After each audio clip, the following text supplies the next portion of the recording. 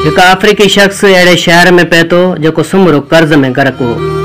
अस्सलाम वालेकुम दोस्तों, प्रोग्राम सरनसरा पांध में नई कहानी खणी हाजिर थे आया। मुझे उम्मीद है ताकि अज की कहानी जरूर पसंद इंदी। साईं मुझा उन अफ्रीकी शख्स 1000 रुपया होटल के काउंटर ते रखिया ऐं चयो मां वञा थो कमरो पसंद करण। होटल जो मालिक फौरन 1000 रुपया खणी भगो गए वारे वटि उनखे 1000 रुपया ॾेई गए जो हिसाब चुकाए छॾियो। गए वारो भगो खीर वारे वटि 1000 रुपया ॾेई खीर वारे जो पूरो हिसाब चुकाए छॾियो। खीर वारो भगो गऊं वारे वटि ऐं गऊं वारे खे 1000 रुपया ॾेई खीर वारे जो हिसाब पूरो करे छॾियो। गऊं वारो भगो चारे वारे वटि चारे जा 1000 रुपया कटराए आयो।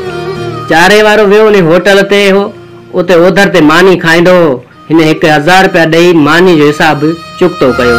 इहो अफ्रीकी शख्स वापसि आयो ऐं इहे चई पंहिंजा 1000 रुपया वापसि वरिता त खेसि को कमरो पसंदि न आहे। न कंहिं कुझु वरितो न कंहिं कुझु ॾिनो, सभिनी जो हिसाब चुकतो। ॿुधायो गड़बड़ किथे आहे? किथे बि गड़बड़ कोन्हे, बल्कि हर हिक खे ग़लति फहमी आहे। पैसा मुंहिंजा आहिनि, खाली हथे आयो ऐं खाली हथे हलियो वेंदे। साईं मुंहिंजा माना खेस कहानी हुई, तव्हांखे ज़रूर पसंदि आई हूंदी।